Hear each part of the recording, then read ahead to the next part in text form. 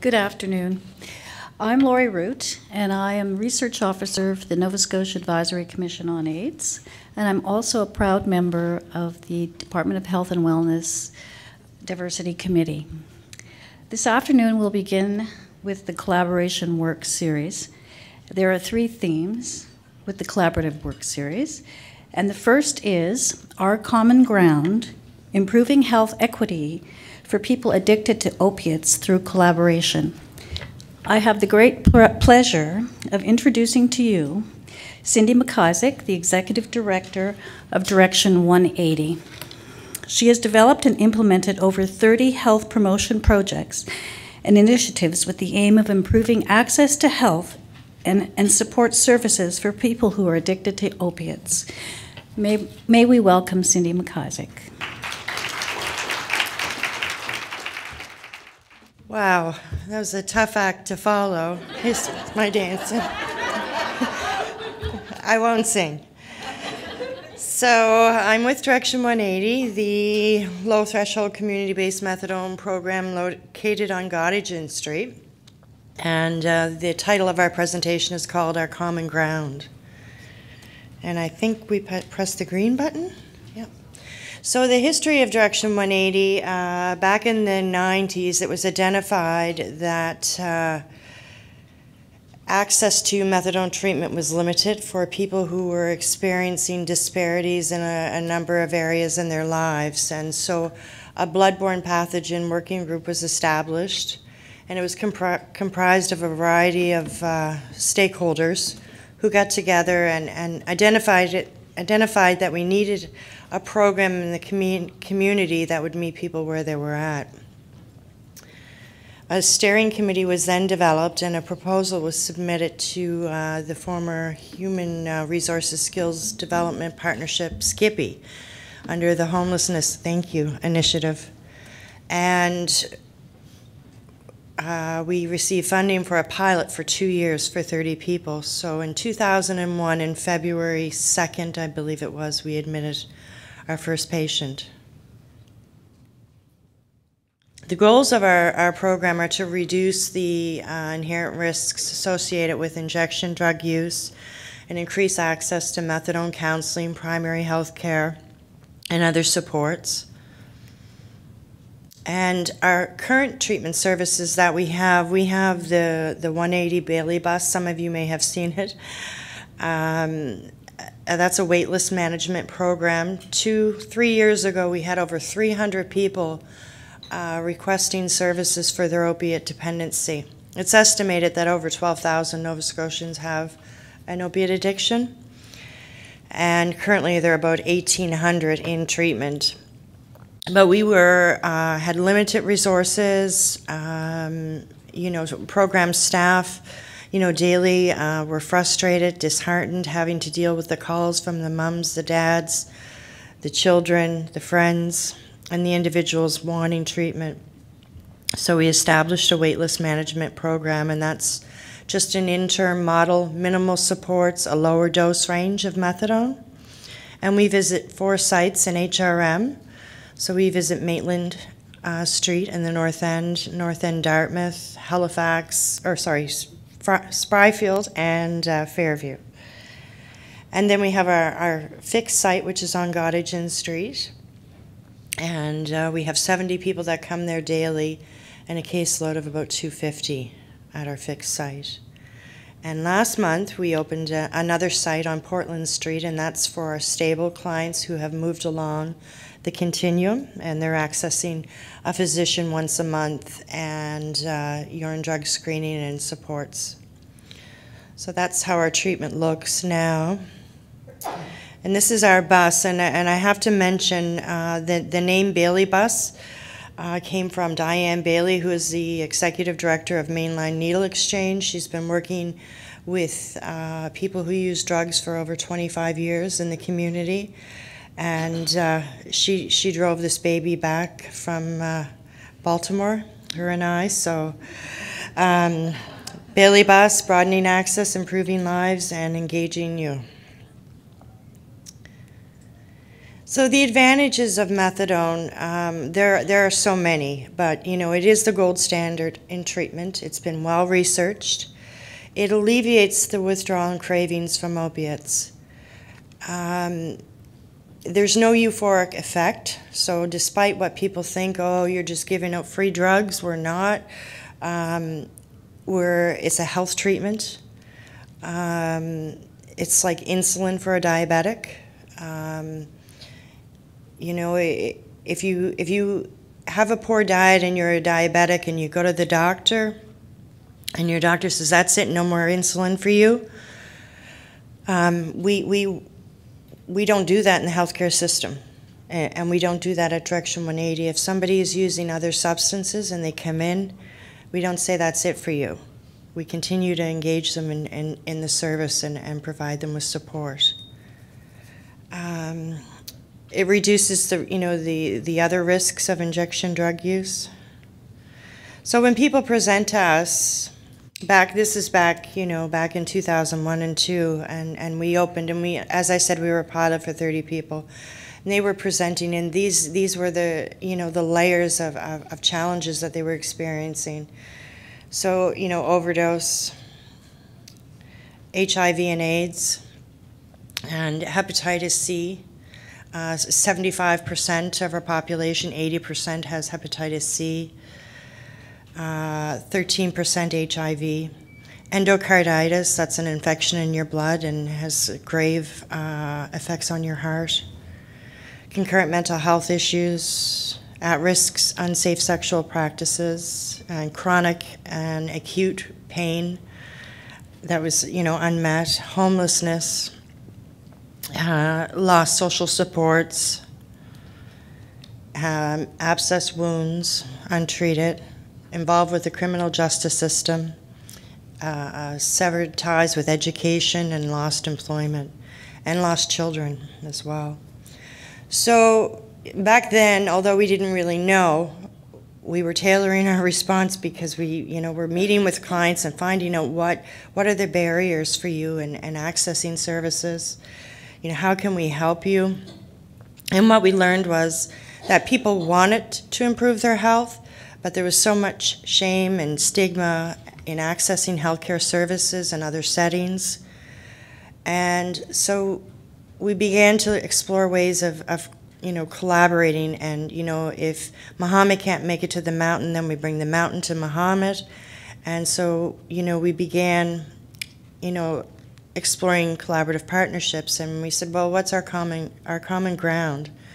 And one of the things was finding out who had a vested interest in the same population, and how can we improve the health equities for individuals? Is it adherence to their HIV meds? Is it ensuring that they're getting their mental health medication? Do they need assistance with negotiating an apartment? Whatever it is. A second piece would be finding out about program philosophies, because we operate with a harm reduction approach.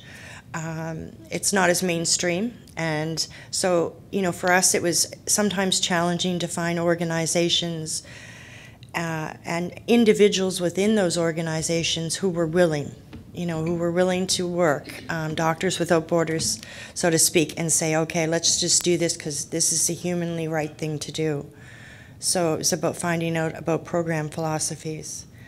The cost effective of resource sharing, the liver clinic and the ID clinic, they would have repeat no-shows, and it's not very effective for them if our people aren't showing up. So let's look at, well, maybe we do the blood work at Direction 180 and we send it forward. We'll exchange the information and we'll sit down around a table and we'll talk about the care and the treatment and the support that the individual needs.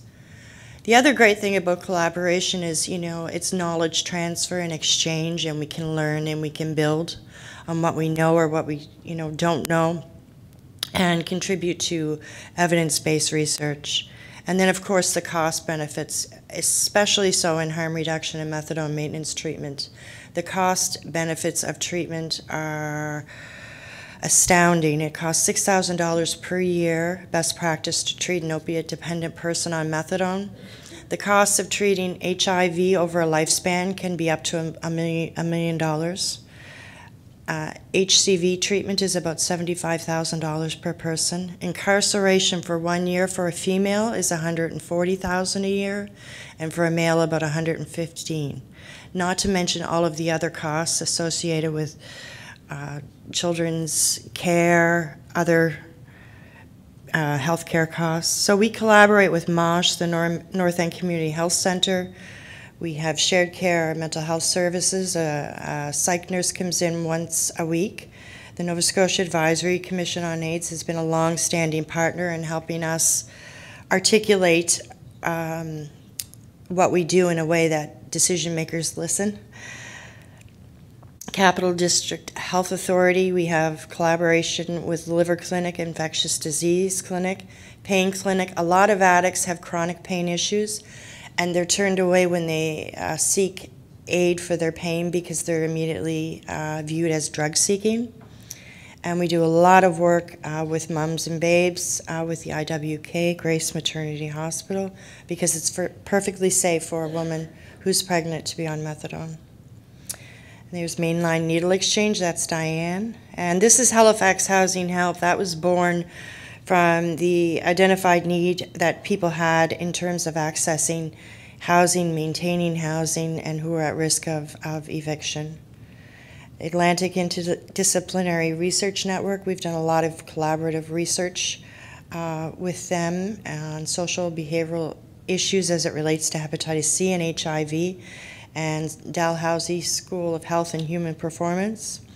There's my two people now after being in our program for a while. They've stopped injecting needles. They've maintained housing. They're accessing health care supports. We're reducing recidivism. They're not going back to jail. Improved liver function. They've regained connection with their family or children. They have social supports. Improved mental health functioning, they're becoming employable, and returning to school. Key challenges are the determinants of health, the deficit within which our folk present. It's a tremendous challenge in finding out what are their priorities. It might be a pair of socks when they come in the door, so working with them to establish what it is. And then for them, the stigma and the discrimination, they have inherent shame about where they are in their lives, and facing situations where they're not feeling respected or understood is so detrimental. And then our program, we've experienced extensive resource issues, hence 30+ projects over the years to enhance or expand access to services. And, that's a challenge in itself, because when you can provide something for a while and then you can't, it's hard to do. It's hard for the staff, it's hard for the user accessing the service. And of course, the stigma and discrimination was never so visible as it was 2 years ago when we went to open a site in Fairview. And we experienced a lot of opposition, and the community thwarted our efforts, and hence we opened the mobile service. So, and that's it. So thank you very much. Second theme is Stepping Up. Stepping Up Halifax, a physical activity collaboration with Sarah McKeegan. She is the project lead for Stepping Up, Physical Activity and Partnership for the Halifax region. Her work focuses on creating opportunities for knowledge exchange, coordination, and collaboration to increase access to physical activity opportunities. And also, Carol Davis Jameson will be presenting, and she is the regional representative with the Physical Activity and Sport and Recreation Branch of Health and Wellness. The Central Region Office serves the Halifax Regional Municipality, and her work as a regional representative provides her endless opportunity to collaborate with a wide variety of agencies, organizations, and groups that share a passion for physical activity, sport, and rec. In her 15 years with the branch, she can honestly say that no 2 days are ever the same. Welcome, Carol. What we want to speak about today is collaboration and some of the benefits of collaboration and some of the pitfalls. One of those is collaboration takes time, and you have to build a collaborative network. So yeah, we've been in it almost 5 years now, and we're actually going to be celebrating that. More than just us. No, just us. So anyway, I'm Carol. I'm Sarah. This is Sarah. So approximately 2 years prior to that launch in 2007, reps from these 7 organizations, I don't know whether you can see them down there or not, but it was Capital Health, Halifax Regional Municipality, the Halifax Regional School Board, the Heart and Stroke Foundation, the IWK Health Center, Nova Scotia Health and Wellness, and Dalhousie University came together to start the conversation about physical activity, or the physical inactivity crisis is a term that was used at that time. So those of you that have been involved in trying to build and move a collaborative effort forward realize that you have to go through a period in the beginning where you have 7 very different organizations. And some would have argued at that time, we may be competing with one another at some point when we were starting. We were all messaging differently. We all spoke a different language of physical activity. It took us a couple of years to kind of wrestle with what do we mean by physical activity and how can we move forward collectively. Briefly Stepping Up is a collaborative table with those 7 organizations, making the commitment to contribute to building awareness, reducing barriers, expanding opportunities for physical activity within their own organization first, and then with the community that they serve. So you can imagine with those organizations, the networks that each of those has within the communities and the reach they have is incredible. So the synergy that comes around when we're all working together can be incredible. So how we're structured, we have a governance committee that has representatives from each of those organizations that sits at the governance table. There are co-chairs that rotate in. A new co-chair comes in each year, so that's a 2-year term. And so there's a new person at the table every 2 years, and so those organizations share in that responsibility. Sarah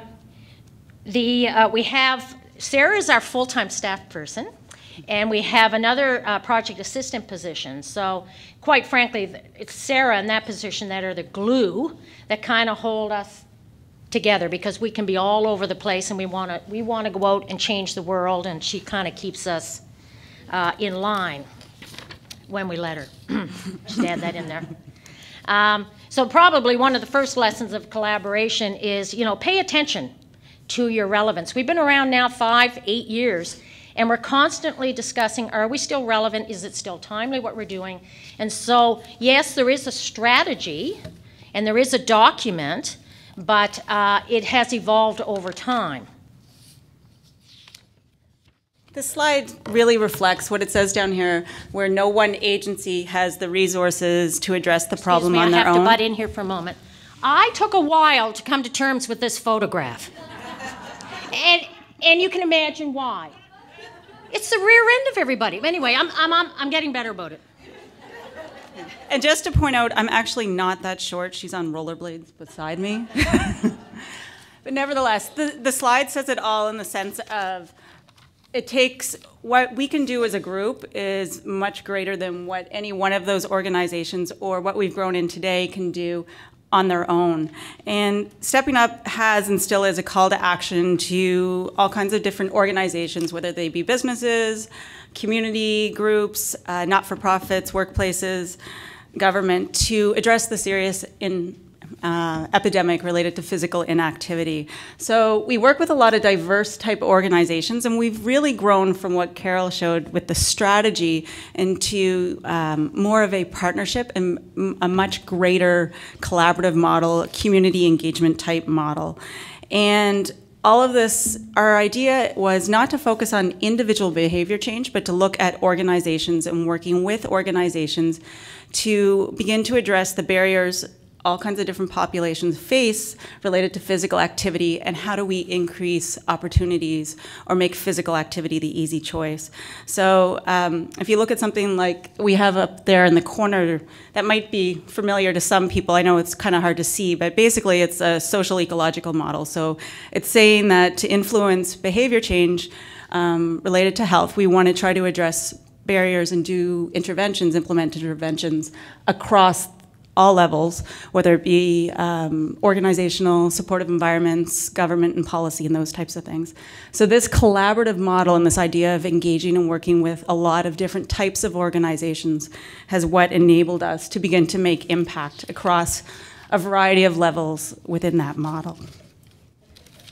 So the strategy itself is structured around 4 goals: awareness and commitment, supportive environments, community-built and natural environment, and leadership and accountability. There are those 4 goals.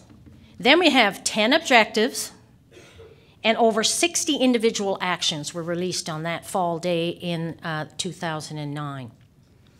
It was recognized from the beginning that implementation would be a significant challenge.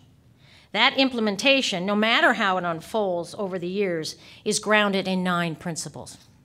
Those include utilizing existing assets, being evidence-informed, comprehensive and coordinated with other regional planning, capitalizing on partnerships, etc. As it relates to today's conversation, one of those principles is diversity. The actions of the strategy will identify and work to eliminate barriers to accessing physical activity opportunities for people with diverse needs. The strategy recognizes that physical activity has a significant role to play in helping to address the health disparities faced by a number of populations in the region. These include, but are not limited to, visible and ethnic minorities, persons with disabilities, and those living in poverty. So with those 60 actions, our original implementation plan, if you ever look at the strategy, is we list an action and then we identify a lead organization. That's one of those 7, has agreed to take that action to the next step and convene organizations to discuss whatever that action is and identify where you need to go from there. Intrinsic to any of the actions is adherence to those principles. And so we have been very diligent in making sure that we follow through on that no matter which one we are identifying. So we also, as part of the strategy, identified some target populations that we said no matter what the action is, you need to reflect on youth, seniors, and underserved populations when you are addressing where you're going to go with that action. So we thought the best way to share our thoughts on the benefits, challenges, and learnings about collaboration, because I'm sure you've been hearing about them all day long, is through the stories of some of the things that are happening and speak to the influence of having a collaborative table such as Stepping Up at play in the region.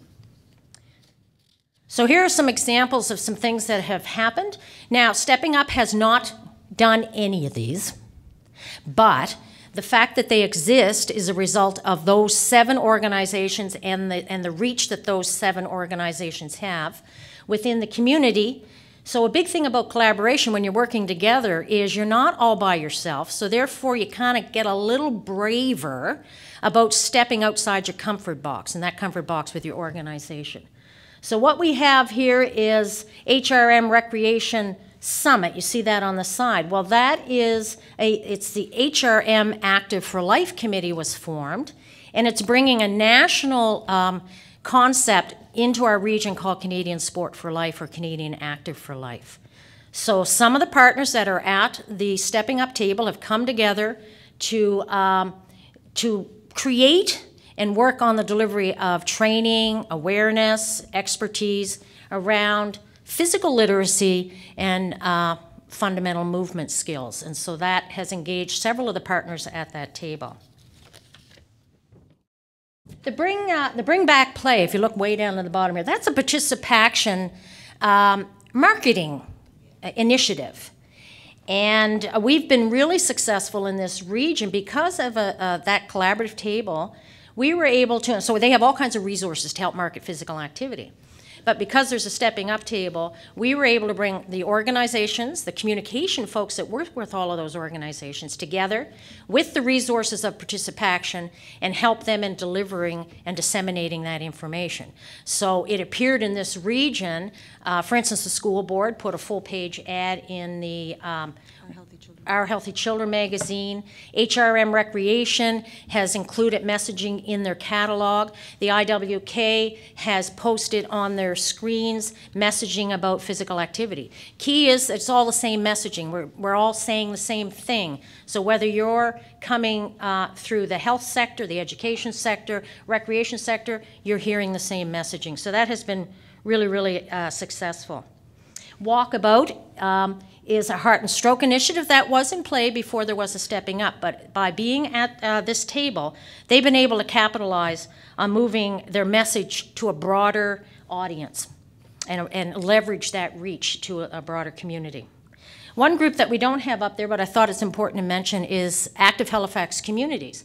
And Active Halifax Communities was a group that's been around longer than Stepping Up, but four of the organizations that sit at the Stepping Up table created Active Halifax. So recently, Active Halifax decided to align itself with Stepping Up, and it works to create equity within the physical activity sector so that all persons, regardless of race, religion, ability, sexual orientation, gender, culture, or economic status, can access an active and healthy lifestyle without prejudice or discrimination. So that has allowed that organization to impact multiple levels of social, physical, and play and policy environments. So this is our physical activity roundtable, and we know with trying to change behavior and create change, community engagement and multi-sector engagement is really, really important. And we've had, this has been more of an evolution. So as we've talked about, we've developed a strategy and we've moved through that strategy, and we're kind of going more broader, being a little bit more flexible, a little bit more organic, and have developed this physical activity roundtable. And it's been a really exciting experience because the idea with the roundtable is it brings together all different types of organizations, many of which would not typically work together or cross paths into the same room to have conversations about what they're doing that's working to impact and change behavior around physical activity.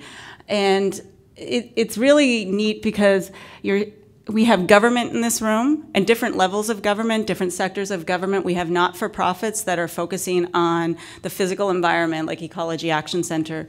And then we have other groups, community health boards, we have not-for-profits, we have youth engagement type groups that are all coming together, and they're beginning to talk about the different things that they're doing related to physical activity. So it's been really great in terms of creating the opportunity for people to begin to share and collaborate that knowledge exchange piece. So these are just some of the things that have come out or that we've experienced through this physical activity roundtable. But the large group, very diverse group, the network, creative problem solving, the knowledge exchange, I think, has been the biggest opportunity. And because we just allow the conversation to flow, it's very loosely facilitated, people are getting a lot out of it, and they're very excited about it. They want to know when we're doing it more. On our end, from a collaboration point of view, it is a little bit more work, but definitely worth it when you look at the overall knowledge sharing that happens.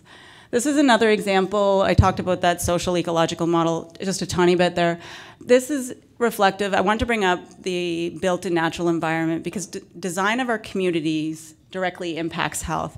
So we've had really great success in some of the areas related to the built and natural environment, and I just wanted to highlight those a little bit because HRM and HRSB, one of the examples that I want to use is they've worked very creatively around improving access to facilities, especially community use of schools and with the service exchange agreement, as well as increasing opportunities for youth to have unstructured play within gymnasiums, that type of thing. So we've really made some strides. And that type of partnership and those conversations wouldn't happen typically on their own, but by bringing everybody together, we were able to have them.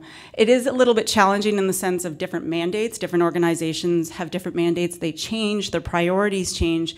So staying abreast of those and being creative is important, but the trust has enabled them to leverage their existing relationship and their resources to be able to do change and change the environment. Access is a huge issue, and it's being addressed.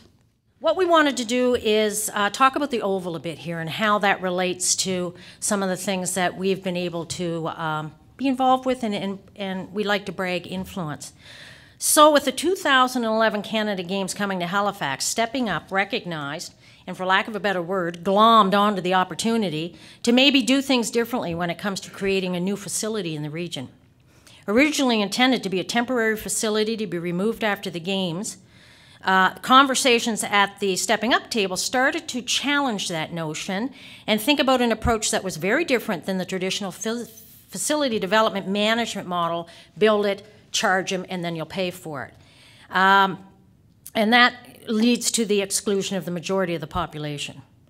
And all the players at the table became really engaged. We kind of, the team approach started happening because we started talking about the Oval and how can we change the way things are doing. So for instance, here's some example. HRM bought into the fact of making the Oval permanent, and it's now a year-round facility. You can now use it year-round. Active Halifax Communities that I referenced earlier stepped up and coordinated the collection and the dissemination of those free skates and helmets that you see there. The school board made sure that schools throughout the region were able to access the facility and continue to do so. Speed Skating Nova Scotia organized the Speedy Kids Oval program and worked with youth serving organizations in the north end of Halifax and used the leadership of those organizations to bring the kids to the Oval. The skates were provided. Sport NS and HRM worked together to deliver Winter by the Sea for newcomers. It actually happens right there. And it goes right from here's how you dress for the winter to here, let's try some skating and some other activities. And then HRM provides opportunities for folks to experience sledge sledding, say that 3 times quickly, and learn to bike and inline skating during the other seasons. And now I guess we're... In closing, through the collaborative model, we've been able to address a lot of barriers in terms of the changing political environment, the changing physical environment, changing trends, changing leadership, changing financial support, and been able to, by mobilizing organizations and community, we've been able to begin to work together to reduce barriers, to encourage people to make active choices within their life. So this is just a little picture of what that looks like. And if the gentleman in the back could just pull up the first screen again, if you're curious about Stepping Up, our website is there. It's steppinguphalifax.ca, or just Google us. We're there too. And follow us on Twitter and Facebook, because we love to share information. You can send it to us. We'll send it out. Thank you. And the third presenters are the title is Rainbow Refugees Nova Scotia, Sponsorship and Settlement for LGBT Refugees to Halifax. And it is my privilege to introduce you to Evelyn Jones and Corey Melanson. Evelyn is the Refugee Sponsorship Committee Coordinator at Immigration Settlement and Integration Services, better known as ISIS, and Evelyn helps to facilitate the sponsorship of refugees by working in partnership with community, faith, and ethnocultural associations. Her previous work was in human rights in Colombia and El Salvador.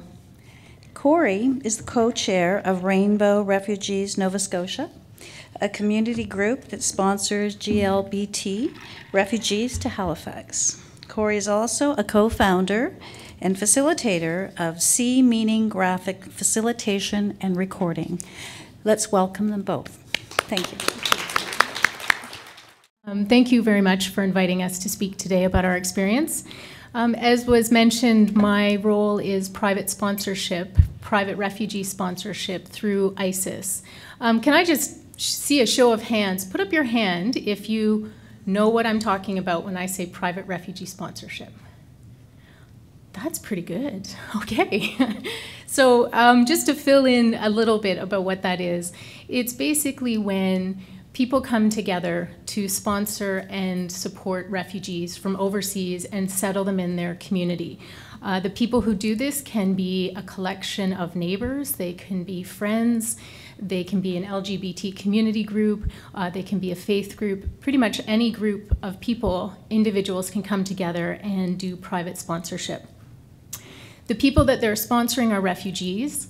Refugees are people who have fled their country of origin because of persecution. So it may be someone who is a shop steward, part of a union in a country where they are persecuted because of their involvement in a union.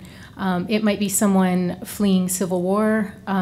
As Syria, we've seen the humanitarian crisis unfolding every evening on our television sets. What's happening in Syria is an example of large numbers, hundreds of thousands of people who are having to flee and go into other countries of asylum.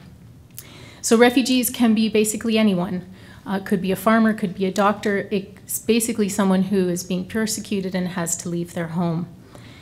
The sponsors at this end, what they provide, and I should just mention that private sponsorship, Canada is one of the few and possibly the only country in the world that does have this kind of program that allows Canadian citizens or permanent residents to sponsor refugees.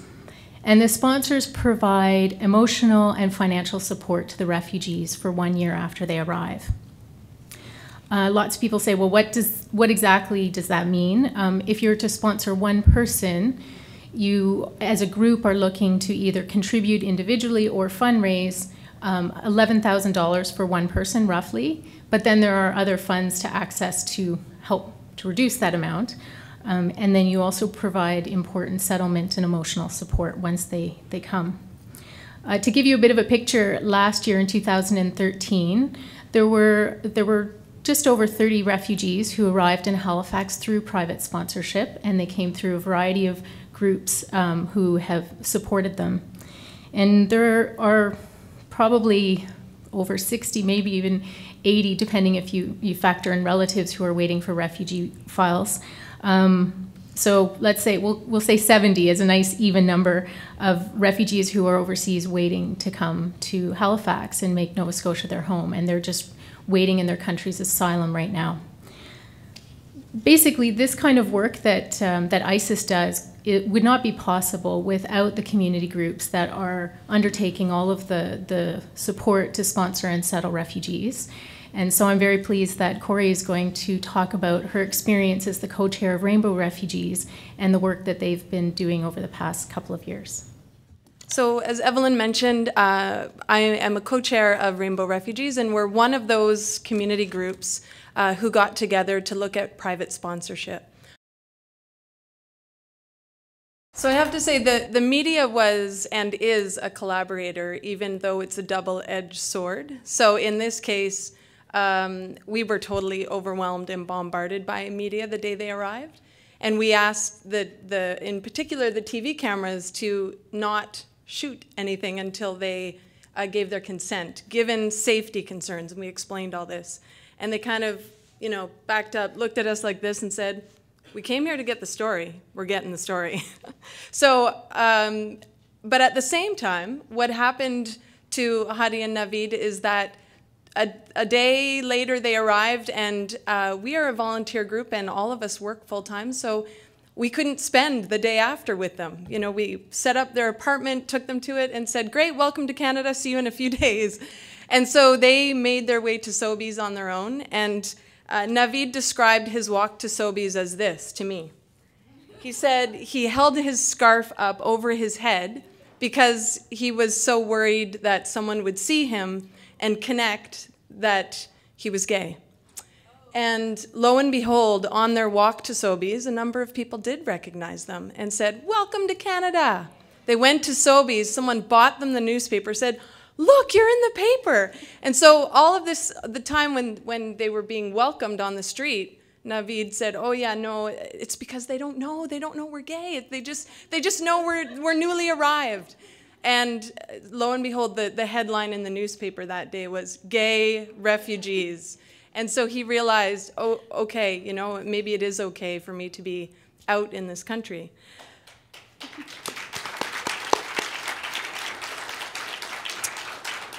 So we are a fairly new organization. We formed in 2011. So I want to take you back. So this was November of 2013, and I want to take you back to a year before. The year before, myself and the other co-chair were it. We were 2 board members. We had about $1,000 to our name as an organization, and we said, okay, it was October. We said, we're going to give ourselves till the end of the year. We had spent about a year and a half trying to raise awareness, bringing groups together to talk about refugees and to really try to see if there was enough support in Halifax to sponsor, to begin this process of private sponsorship.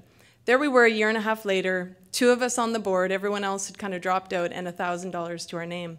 As Evelyn pointed out, it costs about $11,000, $12,000 to bring 1 person, let alone 2 for the year. So we said, okay, we go forward and see what we can do by the end of the year. And we had a really great list. An email list is basically what kind of turned our organization around. So a lot of those would be GLBTQ organizations and individuals in Halifax. So we sent that out. We said, finally, this is what we want to do, and by the end of the year, here's our goal. Well, we met and we exceeded our goal by the end of the year. So we had enough money in 2 or 3 months just through those donations alone. And a huge piece of that, kind of the collaboration puzzle, I'll call it, is that ISIS was able to offer us charitable status. So a lot of people are a little bit more willing to donate when they can get that tax receipt in the end. So that was a huge kind of support for us as an organization, and we said, great, we're going to go forward. So ISIS is a big collaborator. As I said, there are a number of individuals in the GLBTQ community. There's an organization called Elderberries, GLBTQ seniors, so they've kind of been on board from the very beginning. But really, we're kind of going it alone. We're now a board of 6 people, and we, as you see, we've sponsored Hadi and Navid. We've supported a 3rd Iranian refugee who came as a government-assisted refugee, and then we also have an application in for another Iranian man who's in India currently. So one of the challenges, I guess, in this very, very complex system that's called the immigration system in Canada. I do this off the side of my desk as a volunteer. And kudos to Evelyn, who does this work every day, because every time she meets with us, it's like, oh, there's been another change to the immigration system. Oh, no. So, for example, there have been caps put on the number of privately sponsored refugees, just one example. So that's been a real challenge for us as we, as a group of community members and volunteers, try to navigate this complex system. Luckily, we have Evelyn and ISIS to kind of help us with that. Certainly, and I guess an example of that challenging system is that we have had a sponsorship application in. We have all the money raised for a man named Suresh, and he's currently in India. He's gay and Iranian as well. And so last summer, we were so excited. He was our first application. We put it in, and then we heard back a few months later that it was going to take 4 years to bring him to Nova Scotia. And, we still don't even totally understand why it's going to take that long. Something, visas, embassies, it's kind of beyond me. But luckily, in the case of Hadi and Navid, they're part of a program that they're kind of travel ready. So we put in the application, and 2.5 months later, they arrived. So that's kind of looking back. Now I want to look forward 4 months. So they arrived in November. Maybe we just happened to select 2 very driven men, but Hadi just this week got a full-time job. Navid's been working part-time. They're both in English classes. They are already volunteering. They're volunteering at ISIS to teach. Navid is volunteering to teach people computer skills, and they are also speaking tomorrow at an event in New Glasgow. So many of you have heard the story of Scott Jones, who was stabbed and is now in a wheelchair, and it is considered a hate crime for his sexual orientation. So he connected with us. And I think that, for me, is one of the most important lessons in this case around collaboration, is really connecting the local and the global. So I want you to just take 1 second and pick up your pen and think about how many countries do you think in the world where it's still punishable by death for LGBTQ people. Just take a wild guess.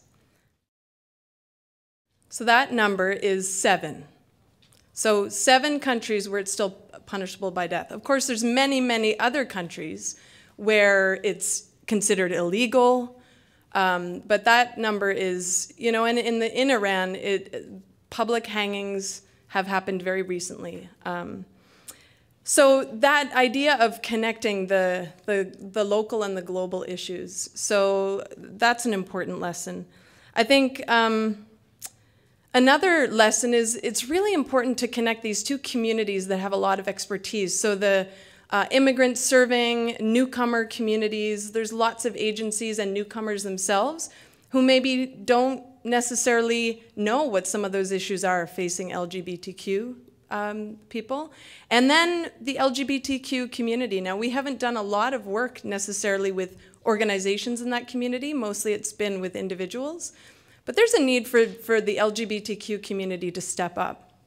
I believe strongly that there's a need to kind of look outside of our own borders. So as a queer person in Halifax, in Nova Scotia, and in Canada, I have a lot of privilege. I have a lot of privilege to be out at work, for my kids to be out about their parents at school. And I want that for everyone. And I think the third lesson is that, you know, you've been hearing about a lot of organizations that do a lot of really great work. And as I say, we're new, and in the realm of what all those other organizations are doing, we're kind of a little drop in the bucket. But I'd suggest that private sponsorship is a small, practical, really doable thing. And it immediately changes people's lives for the long term. Thank you. I just want to say it has been amazing to work with Corey. I'm going to get all emotional, and her group, because you see the passion and just it's been amazing. We have seen a lot of changes in the last few years in immigration, and anybody who is interested or connected in any way to what happens in immigration has seen many, many changes within private-sponsored refugees. Some refugees now get interim federal health care, some do not, which is the supplementary health care that they get in that first year after arrival. So I have cases where I have refugees that don't get any basic dental care when they come, and others that do. And just trying to explain this to different groups, well, why do they and these don't? Federal government decisions that have been made over the last couple of years. And just, I also wanted to say the collaboration within ISIS. I have relied heavily on my colleagues when Corey and other folks say, you know, we're looking into housing and how does the lease work, and, you know, what are tenant rights, and I can just walk over to the other cubicle and ask my colleagues, well, how does this work, and can you pass on some information that I'll make sure the group has. So I've really, really relied on the expertise within ISIS on lots of topics, employment and housing, etc. And just to also put a little plug in for many of you are in healthcare, obviously, and just the lack of access to healthcare that many of our refugees do experience in Halifax. We've been talking about privately sponsored refugees. We also have government-sponsored refugees. And we have 271 government-sponsored refugees in Halifax without a family doctor.